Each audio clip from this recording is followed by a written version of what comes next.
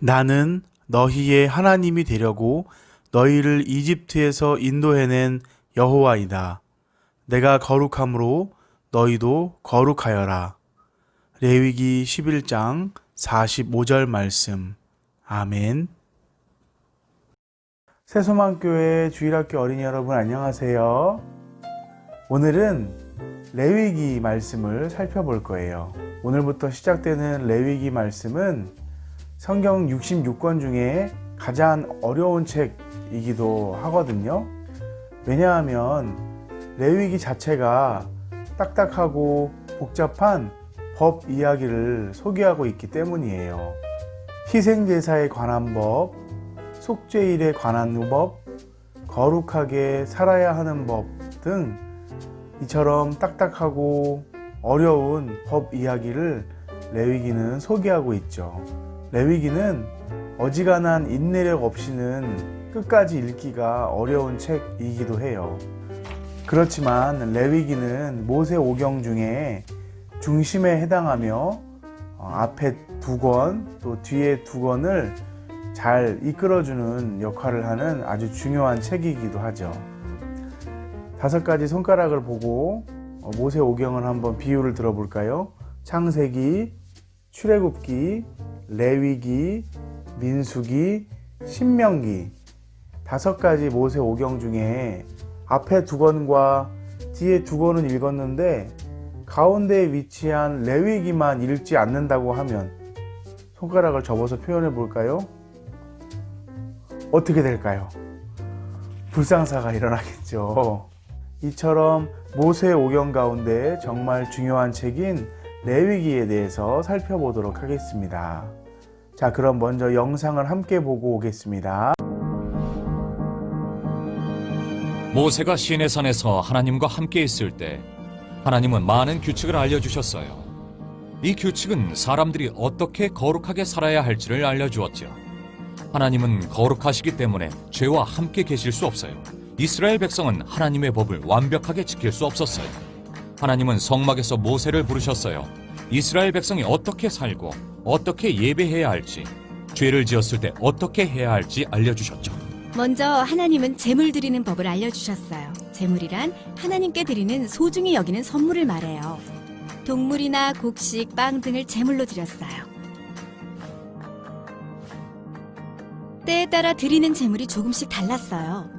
하나님을 찬양하며 기도하고 싶을 때는 번제 제물을 드렸고, 잘못을 고백하고 싶을 때는 속죄 제물을 드렸어요. 제사장들에 대한 규칙도 주셨어요. 제사장들은 희생 제물을 드렸어요.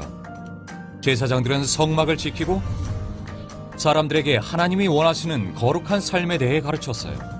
아론과 그의 아들들이 제사장으로 섬겼답니다. 하나님은 그들에게 제사를 드리는 방법을 알려주셨어요. 하나님은 모세에게 1년에 한 번 있는 특별한 날에 대해 말씀하셨어요. 그날은 대속죄일이라고 불렀어요. 속죄란 하나님과 화해하는 것을 말해요. 사람들이 하나님과 화해하기 위해서는 죄를 용서받아야 했어요. 대속죄일이 되면 백성들은 희생 제물을 드렸고 대제사장은 특별한 희생 제사를 드렸죠. 그는 동물의 피를 가져다가 가장 특별한 공간인 지성소로 들어갔어요. 그리고 동물의 피를 십계명이 기록된 돌판이 담긴 언약궤의 뚜껑에 뿌렸죠. 언약궤의 뚜껑은 은혜가 임하는 자리라고 불렀어요. 희생제물이 중요한 이유는 이스라엘 백성의 죄의 값을 치르기 때문이었어요. 그날 너희를 위해 너희를 깨끗하게 하는 속죄를 하라. 그러면 여호와 앞에서 너희 모든 죄가 깨끗하게 될 것이다. 또한 하나님은 이스라엘 백성에게 어떻게 살아야 할지 알려주셨어요. 너희 하나님 여호와가 거룩하니 너희도 거룩해야 한다. 하나님은 사람들에게 거룩이 무엇인지 알려주셨어요. 거짓말하지 말라. 안식일을 지켜라. 내 이웃을 내 자신같이 사랑하라. 하나님이 요구하신 희생제물은 하나님이 죄인을 용서하실 것이라는 사실을 우리에게 보여주어요. 예수님을 믿는 우리에게는 더 이상 희생제물이 필요하지 않아요. 예수님이 자신을 완벽한 희생제물로 드리셔서 우리 죄를 한 번에 영원히 가져가셨기 때문이에요. 영상 잘 보았나요? 많은 사람들이 레위기는 제사장들이 있는 책이라고 생각해요. 하지만 레위기 1장 1절로 2절 말씀을 보면 하나님은 이 레위기를 모든 이스라엘 백성을 향해서 주신 말씀이라고 이야기하고 있어요. 레위기의 주제는 한마디로 거룩한 삶이라고 할 수 있는데요. 왜 이토록 복잡하고 어려운 법에 관한 말씀을 이스라엘 백성에게 주신 걸까요? 그건 바로 우상을 섬기는 이방 나라 사람들과는 구별된 거룩한 삶을 살도록 레위기를 주신 거예요. 우리는 레위기에서 거룩한 삶의 원리를 발견할 수 있어요. 전도사님은 그걸 두 가지로 정리하고 싶어요. 오늘은 그 두 가지 중에 첫 번째에 해당하는 거룩한 예배의 삶에 대해서 나눠보도록 하겠습니다. 레위기는 먼저 예배의 신앙을 이야기합니다. 출애굽기 7장 16절을 보면 하나님이 이집트에서 이스라엘을 탈출시킨 목적이 하나님을 따르고 믿도록 하는 데 있었다는 걸 알 수 있습니다. 출애굽은 말 그대로 해방 사건이었습니다. 하지만 출애굽은 단순히 해방만을 이야기하고 있지 않고 하나님을 섬기고 또 믿고 따르는 이스라엘 백성을 만드는데 그 해방의 목적이 있다라고 이야기하고 있죠. 다시 말해 이집트에서 빠져나와 해방된 사건은 과정일 뿐이고 정말 중요한 건 신앙 공동체, 하나님을 믿고 섬기는 공동체로 이스라엘 백성이 세워졌다는 데 있다는 것이죠. 하나님과 이스라엘 백성이 시내산에서 맺은 언약을 유지하는 방법은 예배였습니다. 많은 사람이 예배가 복받기 위한 행위라고 생각을 하는데 그렇지 않아요. 예배는 하나님의 은혜에 응답하는 행위여야 하는 것이죠. 예배는 무언가를 얻기 위한 수단이 아니라 이미 받은 은혜에 응답하는 감사의 행위입니다. 그래서 하나님의 백성이라면 반드시 예배를 통해 은혜에 감사하며 또 하나님을 만나고 말씀대로 살아가기로 결단하는 시간이 필요한 것이죠. 그런데 왜 하나님은 양이나 소나 비둘기의 피로 죄사함을 받는 제사를 드리라고 하셨던 걸까요? 시내산에서 하나님과 이스라엘 백성이 맺은 약속을 지키기 위해서는 죄의 문제가 반드시 해결되어야 했기 때문이에요. 죄를 용서받고 하나님과의 관계가 유지되고 지속되어야지만 이스라엘이 거룩한 삶을 계속해서 살아갈 수 있었기 때문입니다. 그런데 많은 사람이 제사를 자신의 죄를 덮고 죄책감을 덜어내는데 사용하고 말게 되었죠. 예배를 복받기 위한 행위로 전락시킨 것입니다. 오늘날도 마찬가지입니다. 예수님은 우리를 위해 영원한 속죄 제물이 되셔서 주를 믿는 모든 사람들의 죄를 사하시고 하나님께로 나아갈 수 있는 길이요, 진리요, 생명이 되어주셨습니다. 예수님의 십자가로 인해서 우리는 더 이상 피 흘리는 제사를 드리지 않아도 되게 된 것이죠. 이제는 십자가의 은혜를 기억하며 감사하며 또 그 십자가의 은혜를 받은 사람답게 살아가기로 결단하면 되는 것입니다.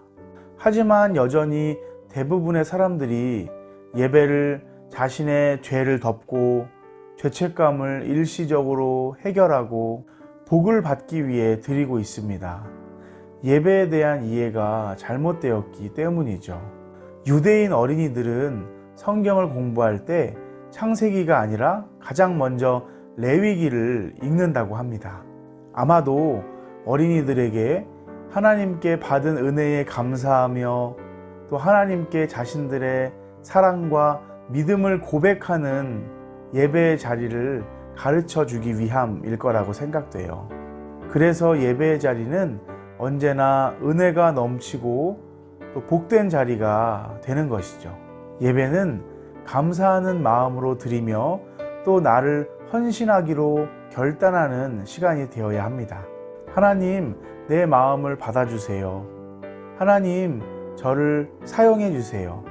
이렇게 하나님께 감사하고 결단하는 믿음의 고백과 감격은 우리의 일상생활로 흘러가야 합니다. 오늘 우리는 예배에 대해서 간략하게 살펴보았습니다. 예배는 하나님의 은혜에 응답하는 행위이고, 그래서 나를 드리며 하나님께서 사용하시도록 내어 맡기는 것이라고 말이죠. 이번 한 주는 이 사실을 기억하며 우리 모두가 예배에 성공하는 예배자들이 되기를 축복합니다. 예배의 형식이 어떠하든 우리는 예배에 익숙한 삶을 살아야 하죠. 그리고 예배자의 삶이 얼마나 은혜가 넘치고 복된 삶인지를 깨달아야 합니다. 바라기는 우리 새소망교회의 주일학교 어린이들이 이 예배의 은혜와 감격, 또 예배가 우리에게 허락하는 참 기쁨과 평안을 늘 삶 속에서 경험하는 자들이 되기를 예수님의 이름으로 축복합니다. 기도하겠습니다. 내가 거룩하니 너희도 거룩하라. 레위기 말씀을 통해 우리에게 거룩한 삶을 요구하신 하나님의 말씀을 배웠습니다. 우리는 예배를 통해 거룩해질 수 있다는 것을 말씀을 통해 함께 나누었습니다. 예배는 복받기 위한 행위가 아니라 이미 우리에게 주신 은혜에 감사하며 또 응답하는 믿음의 결단이 있는 시간이라는 것을 나누어 보았습니다. 우리 새소망교회 주일학교 어린이들이 날마다 이 예배의 진정한 의미를 깨닫고 삶 속에서 예배에 성공하게 하시고 하나님의 은혜에 감사하며 그 은혜에 합당한 삶을 살아가는 어린이들 다 될 수 있도록 도와주세요. 감사하며 예수님의 이름으로 기도드립니다. 아멘.